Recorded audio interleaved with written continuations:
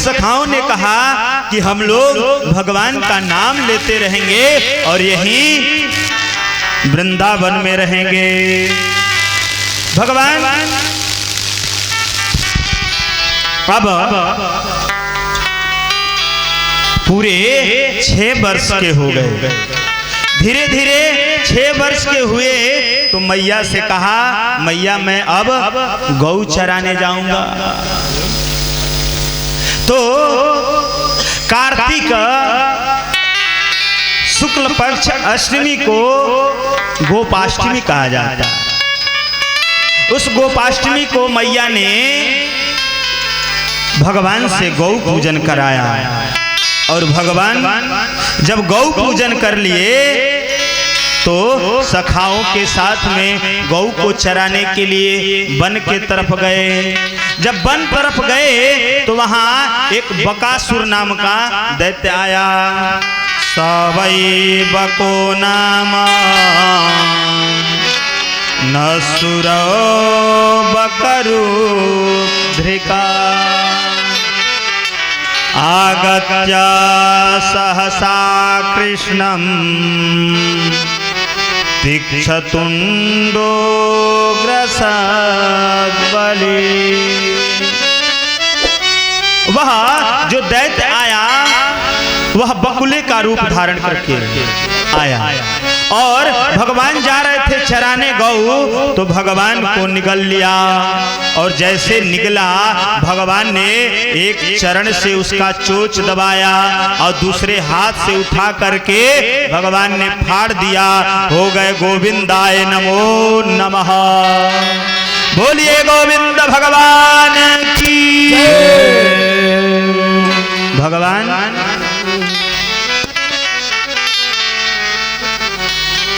अपने ग्वाल वालों के साथ में गौ को चरा रहे थे।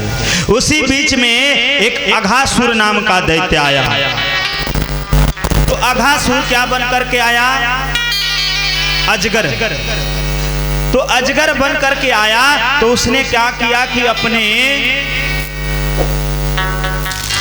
निचले ओठ को पृथ्वी में स्पर्श करा दिया और दूसरे को ऊपर खोल करके ऐसे मुख बनाए खड़ा हो रहा है। भगवान के सखाओं ने समझे कि हो सकता है कोई ऋषि का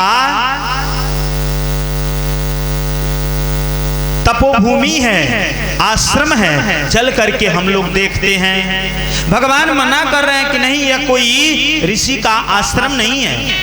लेकिन जब सखा नहीं माने तो सभी सखा उसमें धीरे धीरे उस अघासुर के मुख में चले गए।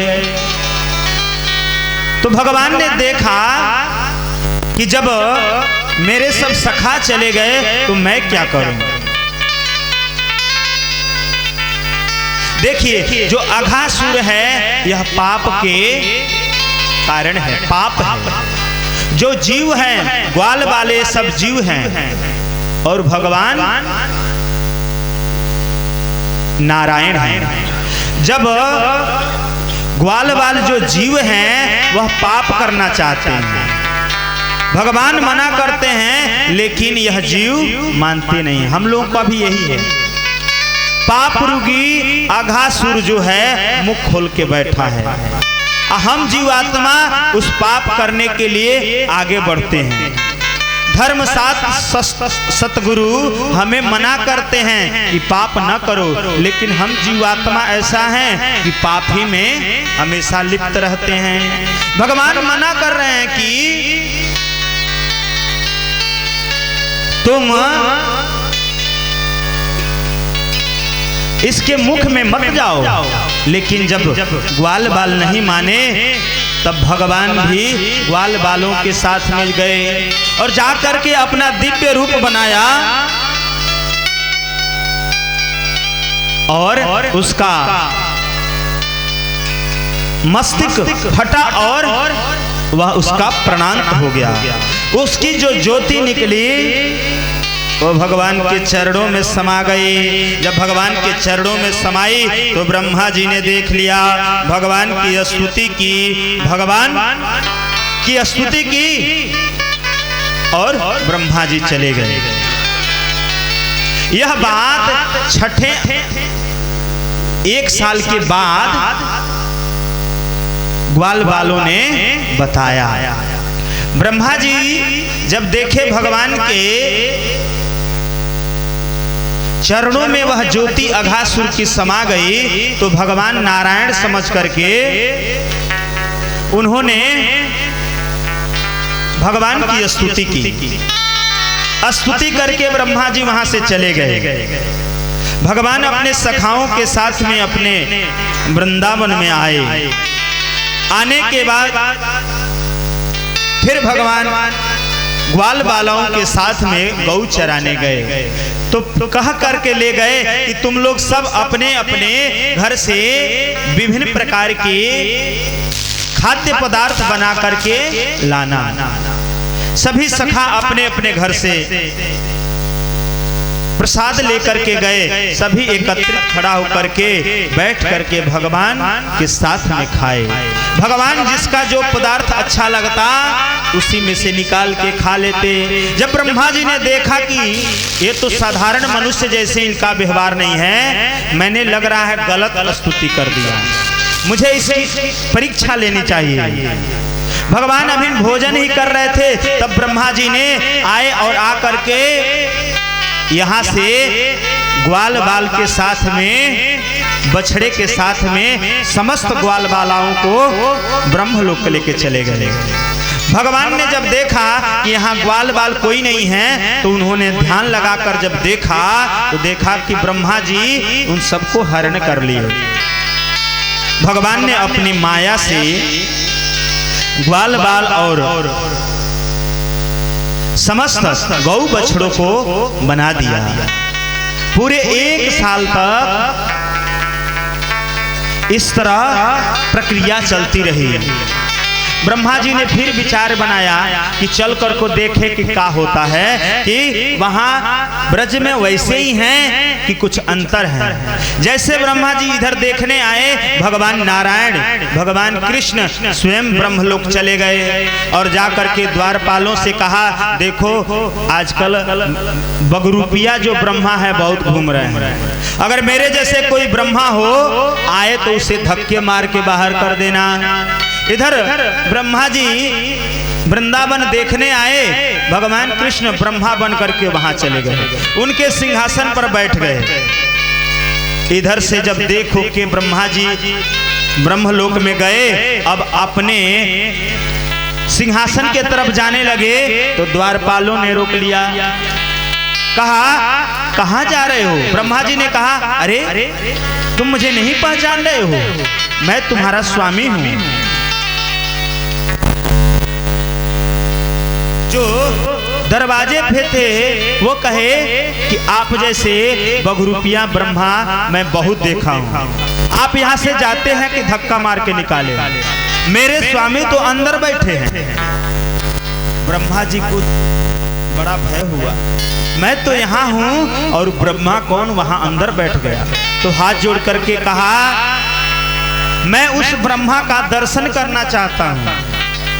एक दरबान गया और जाकर के भगवान से कहा कि आप जैसे एक नकली ब्रह्मा और आए हैं, वो कह रहे हैं आपका दर्शन करने के लिए, तो आप कहेंगे तो उनको अंदर भेजेंगे।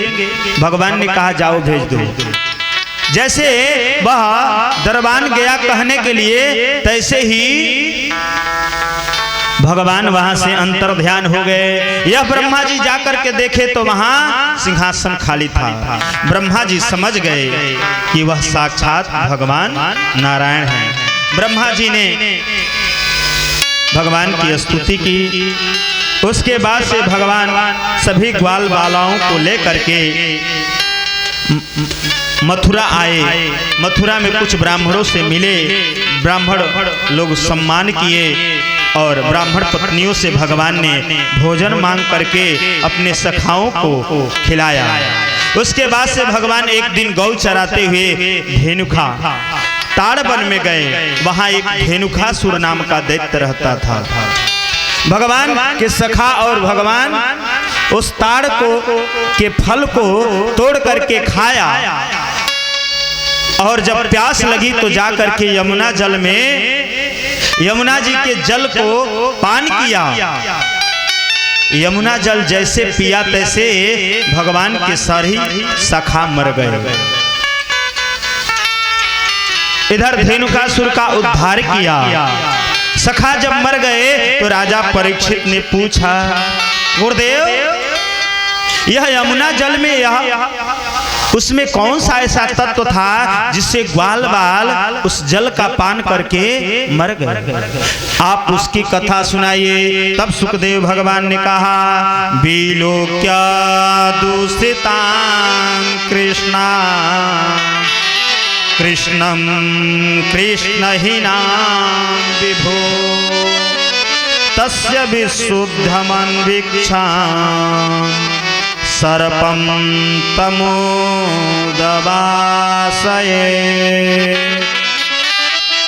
महाराज, यमुना जी में कालीय नाग रहता है, जिसके 1000 फन हैं। वो अपने फन से विष छोड़ता है।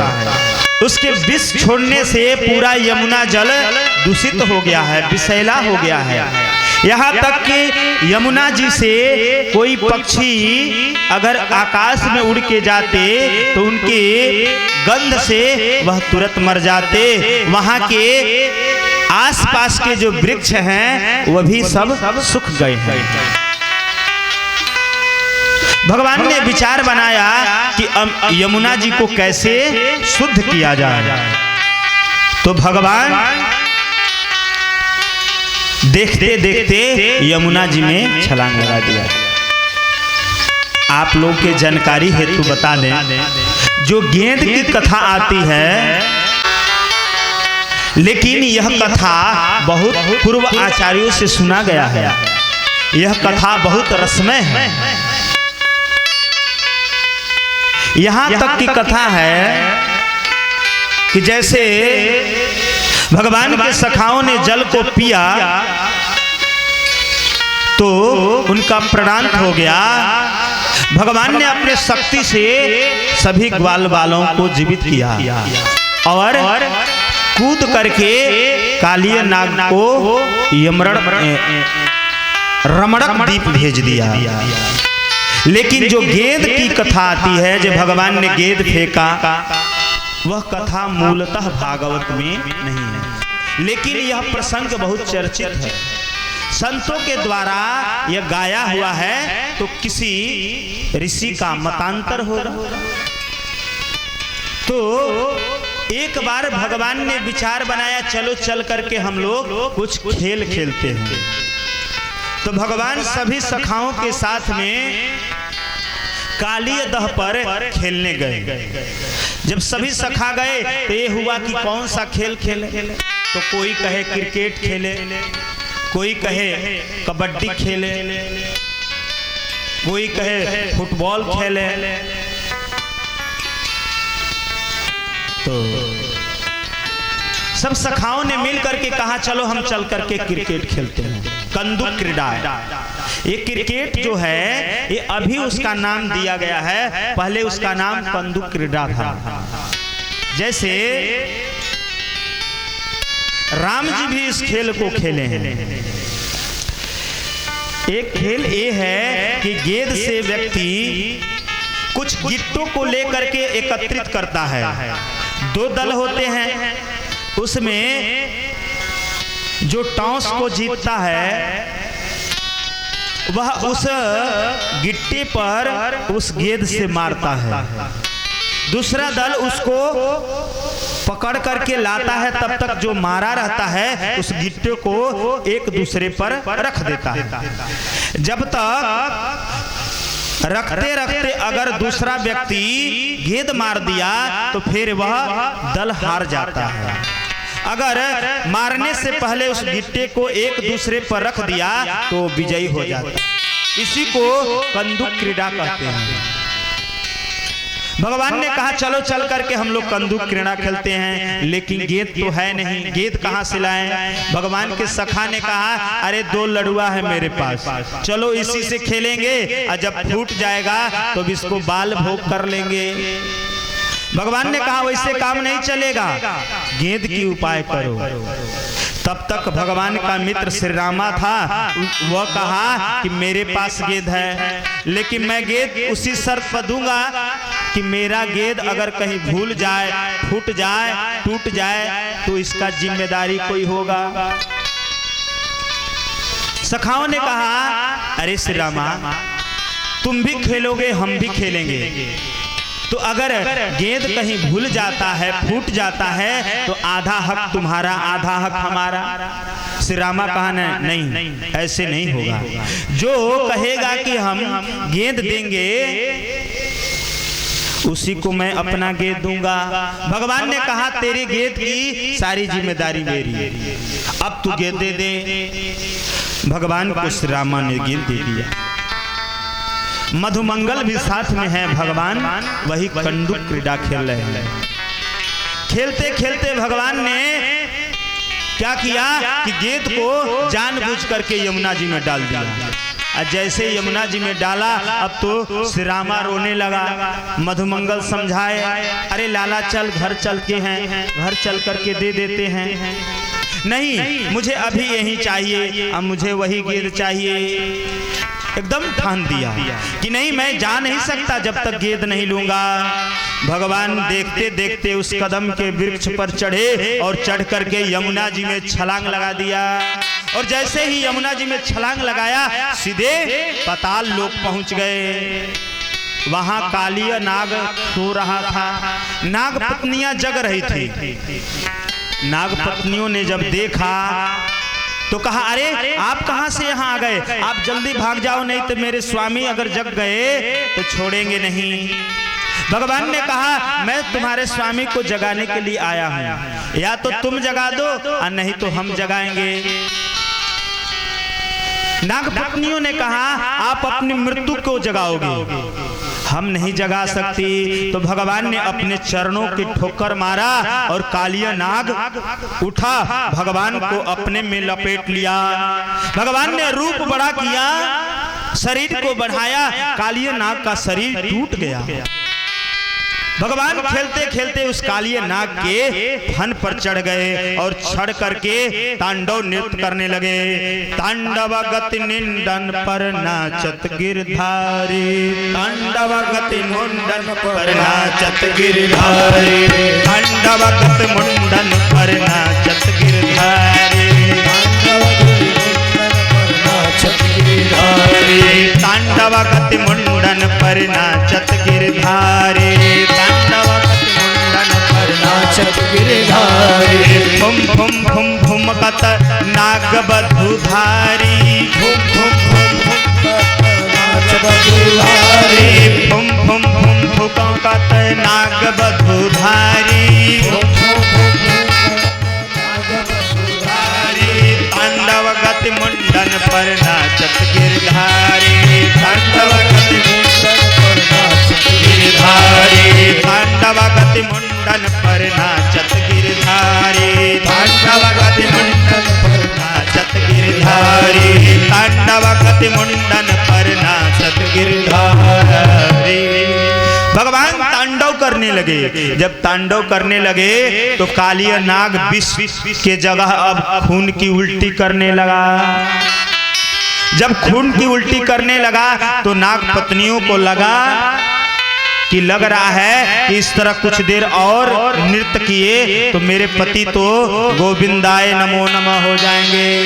तो नाग पत्नियों ने हाथ जोड़ करके और भगवान से स्तुति करने लगी। न्यायो ही दंड कृत किल विशेष तवावतार खलनी ग्रहाय रिपो सुतानामपि तुल्यदृष्टे भक्तेदमं फलमेवानुसं। नाग पत्नियों ने हाथ जोड़ करके कहा, महाराज आप तो न्यायाधीश है, आप सबकी रक्षा करते हैं, आप मेरे पतिदेव को छोड़ दें। मैं भी आपकी भजन करती हूँ। माना कि मेरे पतिदेव आपके भजन नहीं करते, लेकिन हम अपने जेठ जी शेषनाग से आपकी कथा सुनती हैं, इसलिए आप इनको क्षमा कर दें। भगवान ने कहा कि आप कह रही हो कि क्षमा कर दें, यह और अकड़ दिखा रहा है। जैसे नागपत्नियों ने प्रार्थना किया तो भगवान कालिया नाग के सर से नीचे उतर गए। जब नीचे उतरे तो नागपत्नियों ने कहा मैंने तो स्तुति कर ली, आप भी स्तुति कर लो। तब बहुत विचित्र ढंग से कालिया नाग ने भगवान की स्तुति किया। स्तुति करने के बाद पूछा कि आप ये बताइए कि संसार को किसने बनाया। भगवान ने कहा मैंने बनाया। तब पूछा कि संसार में सर्पों को कौन बनाया। भगवान ने कहा मैंने बनाया। फिर कालिया नाग ने कहा कि संसार में सर्पों को आपने बनाया, तो सर्पों में विष कौन भरा। भगवान कहा मैंने। तो सर्पों का फिर तामसी स्वभाव किसने दिया। भगवान ने कहा मैंने। कालिया नाग ने कहा जब सब कुछ आपका था तो मैंने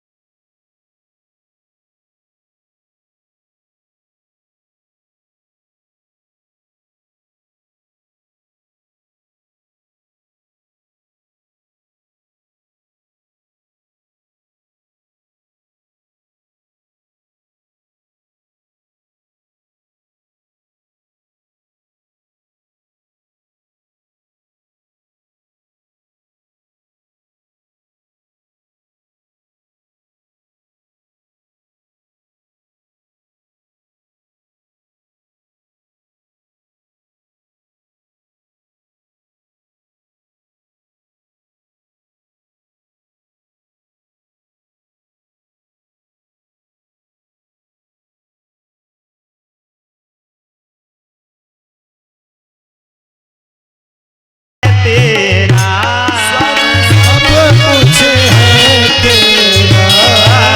तेरा तुझको अर्पण तुझको अर्पण क्या लागे मेरा। जय जगदीश हरे, जय जगदीश हरे, स्वामी जय जगदीश हरे। भक्त जनों के संकट, दास जनों के संकट क्षण में दूर करे। ओम जय जगदीश हरे। कालिया नाग ने कहा जब तन मन सब कुछ आपका है तो मैंने आपको समर्पित कर दिया, तो इसमें बुरा क्या हुआ। भगवान ने कहा तुम इस यमुना जी को छोड़ करके और रमणक द्वीप चले जाओ। कालिया नाग ने कहा कि महाराज रमणक द्वीप में आपका जो सारथी गरुड़ है मुझे खा जाएंगे। भगवान ने कहा मेरे जो चरण चिन्ह तुम्हारे सर पर लग गए हैं, अब गरुड़ तुम्हारा कुछ नहीं बिगाड़ सकते। भगवान ने कालिया नाग को रमणक द्वीप भेज दिया। इधर जब भगवान निकल कर आए उससे पहले ग्वाल बाल मैया के पास में आए थे और कहे कि कन्हैया ने तो यमुना जी में कूद गए।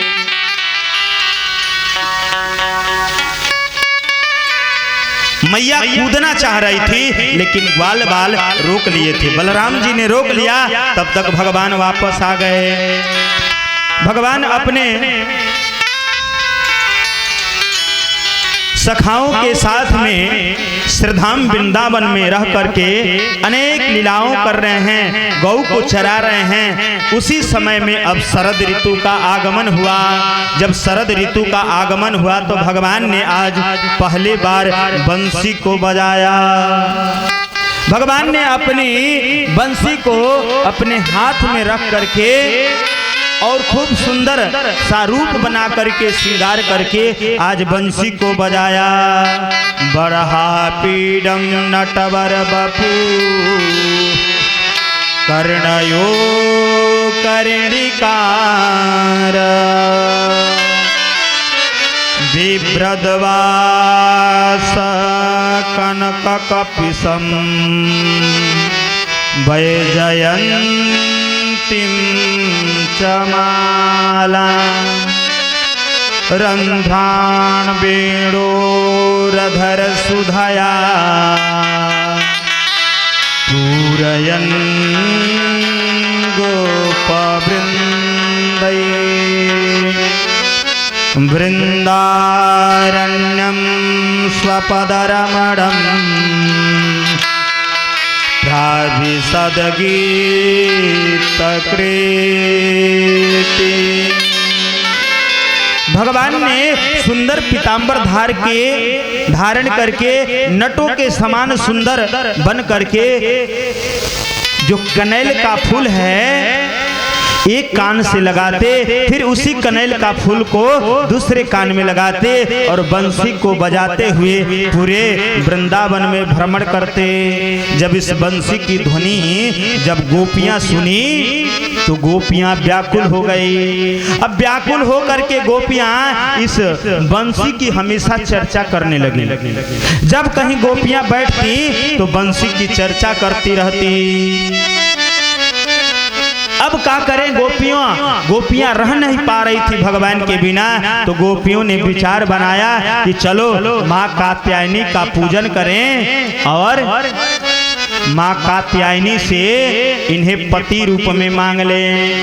गोपियां जब हेमंत ऋतु आया तो सभी गोपियां एकत्रित होकर के यमुना जी में गई और वहां अपने वस्त्रों को निकाल करके यमुना जी में स्नान किया और स्नान करके उस बालू को कात्यायनी माता का मूर्ति बनाया। मूर्ति बनाने के बाद कात्यायनी मंत्र का जप किया। कात्यायनी महामाये महायोगिन्यधीश्वरी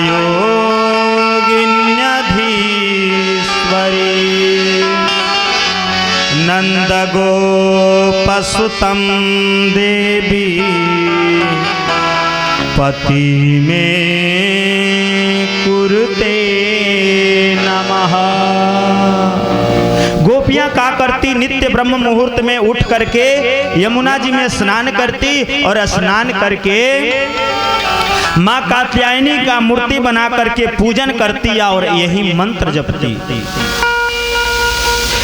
बताया गया संतों के द्वारा जिस कन्या का विवाह नहीं हो रहा हो या होने में विलंब हो रहा हो तो वह कन्या ब्रह्म मुहूर्त में स्नान करके माँ भगवती के सन्मुख बैठ करके इस माला का, इस मंत्र का 11 माला नित्य जाप करे तो आने वाले 6 महीने में उसका विवाह हो जाता है। यह मंत्र एक ऐसा मंत्र है कि जिस कन्या का विवाह होने में विलंब हो रहा है उस कन्या का विवाह अति शीघ्र कराता है। या खुद जप करें या ब्राह्मणों को बुलाकर जप कराएं। अब हमारे भाई साहब वहाँ बैठे हैं, वो कह रहे हैं कि कन्याओं के बारे में तो बता दिए लेकिन मेरे बारे में नहीं बताए।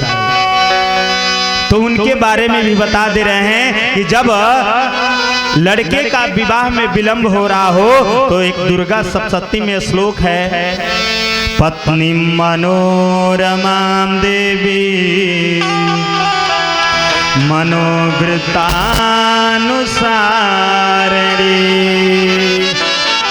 तारिणी दुर्गा संसार सागर कुलोद्भवा। जिस लड़के का विवाह होने में विलंब हो रहा हो, वह लड़का इस मंत्र का स्नान करके सुआसन पर बैठकर 11 माला जो नित्य जप करे तो उसे सुंदर एक पत्नी का, सुलक्षणा स्त्री का प्राप्ति होता है। यह गोपियां भगवान को पाना चाहती हैं। भगवान ने एक दिन देखा कि ये गोपियां पूजा करती हैं, इनकी तो जो पूजा करने का नियम है वो तो सही है, लेकिन जो जिस प्रक्रिया से कर रही है वो गलत है। क्योंकि बताया गया कि स्त्रियों चाहे पुरुष कहीं भी नदी, सरोवर या कहीं भी नग्न स्नान नहीं करना चाहिए। गोपियां नग्न स्नान कर रही हैं। भगवान उनकी माया चुराने के लिए एक दिन उन गोपियों के पीछे पीछे लग गए। जैसे गोपियां अपने वस्त्र को छोड़ करके और यमुना जी में डुबकी लगाई, भगवान उनके वस्त्र को लेकर के और कदम के वृक्ष पर चढ़ गए। अब गोपियों को स्नान करने के बाद ये हुआ कि अब चल करके पूजन करें तो वस्त्र दिखे नहीं। तब तक एक गोपी का ध्यान उस कदम के वृक्ष पर गया। जैसे भगवान को देखा तो गोपियों ने भगवान से मांगा वस्त्र को, लेकिन भगवान ने कहा आकर के बाहर ले जाओ। गोपियां कहें कि हम लोग वस्त्र नहीं पहने हैं, कैसे बाहर आ सकते। भगवान ने कहा जैसे तुम अंदर गई थी वैसे वापस आ जाओ। गोपियों ने कहा जब हम सब अंदर गई तो यहाँ कोई पुरुष नहीं था, अब आप हैं, मैं बाहर नहीं आ सकती। भगवान ने कहा जब आप अंदर गई थी तब भी पुरुष थे। गोपियों ने पूछा कौन, तो भगवान ने कहा जल के देवता वरुण थे, आकाश में चंद्रमा थे, ताराएं थी, ध्रुव थे। ये सब वृक्षावलियां पुरुष स्वरूप में आपको देखे हैं। और आपको वस्त्र चाहिए तो आप बाहर आकर के ले जाओ। गोपियां बार बार विनय करती हैं, लेकिन भगवान ने नहीं दिया। गोपियां हार मान करके उस नदी में कमल के पुष्प थे, उसमें से उनके पत्तों को तोड़ करके अपने शरीर को ढक करके बाहर आए। तब भगवान ने वस्त्र को दे दिया। अब दो विचारणीय विषय ये है, कुछ लोग कहते हैं भगवान ने गोपियों के वस्त्र को चुरा कर बड़ा गलत किया। तब उनके लिए यह उत्तर है, देखिए जहां भगवान है वहां काम वासना नहीं है, क्योंकि जहां काम वासना रहेगा वहां परमात्मा नहीं रह सकते। काम वासना रात्रि होती है और भगवान सूर्य हैं। कभी सूर्य के रहते रात्रि हो सकता है, कदापि नहीं। भगवान इसलिए वस्त्र चुराए क्योंकि गोपियां जो हैं माया में रह करके मायापति को पाना चाह रही है। अगर व्यक्ति माया में है तो कभी मायापति को पा नहीं सकता। अगर कोई भगवान को साधारण बालक समझे तब भी इस लीला में दोष नहीं है। जिस समय भगवान ने गोपियों के वस्त्र को चुराया 6 साल 7 महीने के थे, तो आप बताइए 7 नहीं 8 साल मान रहे हैं, तो आज के 100-200 साल पहले या 10-20 साल मान लीजिए, तो 8 से 10 साल के बच्चे बच्चियां नग्न घूमते थे। यह द्वापर की बात है, कलयुग के अभी आने का समय था। उस समय कोई काम वासना हो ही नहीं सकता। इसलिए इसमें काम वासना किसी प्रकार की नहीं है। भगवान ने उन गोपियों को वस्त्र दिया और कहा तुम लोग की भक्ति बहुत श्रेष्ठ है, तुम विवाह करना मुझसे चाहती हो तो ठीक है, शरद पूर्णिमा के दिन हम तुम गोपियों के साथ में रास करूंगा। आशीर्वाद दे दिया। गोपियां अपने अपने घर को आई, भगवान भी घर आ गए। भगवान और आगे बढ़े। एक दिन भगवान ने देखा कि घर पर बहुत मालपुआ बन रहे थे। भगवान ने मैया से पूछा, मैया ये मालपुआ काहे लिए बन रहे हैं? भगवान ने कहा कि इंद्र की जय जय हो जाए, इंद्र की पूजा के लिए ये मालपुआ बन रहे हैं। भगवान ने कहा जामे ते एक लड़ुआ दे। मैया ने कहा अरे लाला पहले देवता के पूजन हो जाने दो, फिर हम प्रसाद के रूप में ग्रहण करेंगे। भगवान ने विचार बनाया कि मेरे रहते जय जय कौन आ गया। मैया से फिर पूछा तो मैया ने कह दिया अरे लाला मेरे पास टाइम नहीं है, जा तू अपने काका से पूछ लियो। भगवान वहां से नंद बाबा के पास में गए और पूछा कि मैया ने मालपुआ बना रही है। मैया से मैंने जामे ते एक लड़ुआ मांगा, मैया ने दिया नहीं। और मैया कह रही कि जय जय को हो जाने। ये बाबा जय जय कौन है? नंद बाबा ने कहा कि आज के दिन हम लोग इंद्र की पूजा करते हैं, इसलिए सब ब्रजवासी मालपुआ बनाकर ले जा करके इंद्र की पूजा करते हैं और इंद्र प्रसन्न होते हैं तो बारिश करते हैं।